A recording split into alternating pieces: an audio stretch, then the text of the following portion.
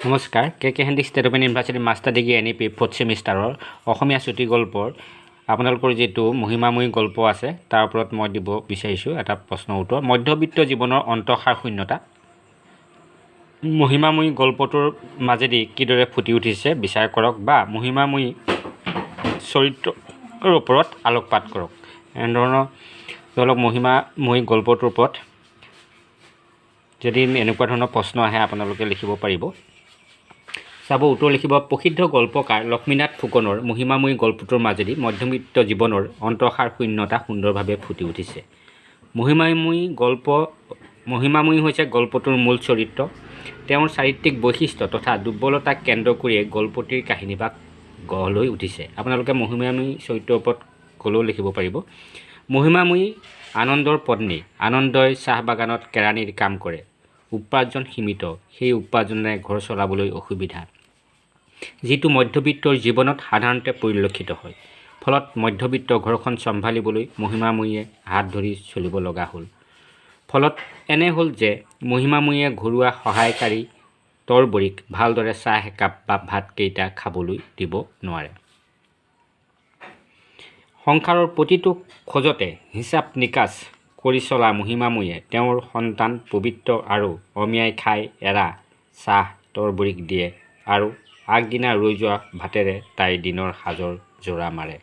মহিমাময়ীৰ এনে স্বভাৱৰ বাবে চাকৰ চাকৰণী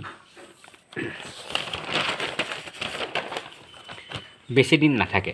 ফলত মহিমাময়ীয়ে নিজে ভাত পানী ৰন্ধাৰ পৰা সকলো কাম নিজে কৰিব লগা হয়।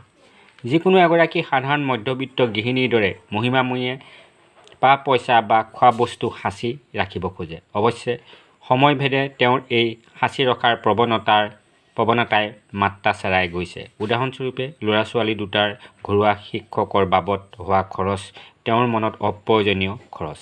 তেওঁৰ মতে 2 মাষ্টৰক মাহে মাহে 20 টকাকৈ 40 টকা ৰূপ দিয়াতকৈ সেই পইচা ডাকঘৰত থলে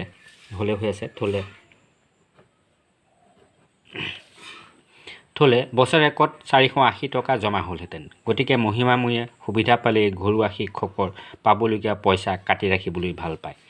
আৰ্থিক অৱস্থা আৰু নগদ ধনৰ প্ৰতি মোহে কিছু মধ্যবিত্ত মানুহৰ পুৰণি মানৱীয় সম্পৰ্ক কিদৰে সলনি কৰে তাৰ ইংগিত গল্পটোত আছে। মধ্যবিত্ত শ্ৰেণীৰ হ'লেও মহিমাময়ীৰ স্বামী আনন্দ চৌখিন আৰু ধোঁৱাখুলীয়া স্বভাৱৰ।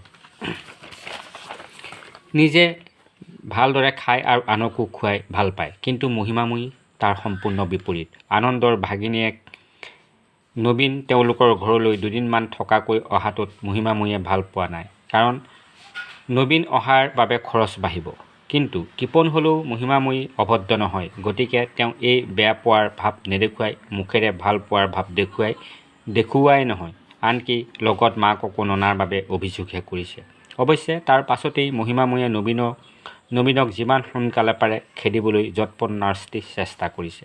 কিন্তু মহিমাময়ী যদি ডালে ডালে তেন্তে নবীন পাতে পাতে বগাব পৰা বিধৰ চৰিত্ৰ। মহিমাময়ীয়ে নবীনক ঘৰৰ পৰা খেদাবৰ যিমানেই চেষ্টা কৰিলে সিমানেই নবীনে মামীয়েকক পইচা খৰচ কৰাবলৈ বাধ্য কৰালে। এনেধৰণৰ কথাই নবীনৰ খৰচী স্বভাৱৰ প্ৰতিফলন ঘটোৱাৰ বিপৰীতে মহিমাময়ীৰ হাত ধৰি চলা চৰিত্ৰক অধিক স্পষ্ট কৰি তোলে।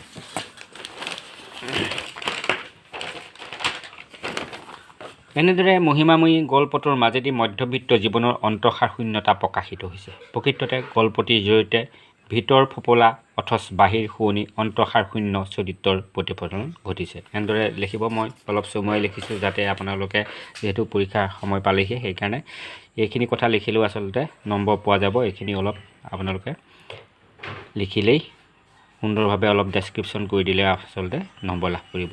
এনেধৰণৰ গুৰুত্বপূৰ্ণ প্ৰশ্ন উত্তৰ সকলোখিনি পাবৰ কাৰণে এই চেনেলৰ মেম্বাৰশ্বিপ লৈ ল'ব আৰু লাইক কমেণ্ট কৰি কেনেকুৱা হৈছে জনাই উৎসাহিত কৰিব বুলি আশা ৰাখি আজিলৈ আহোঁ। ধন্যবাদ।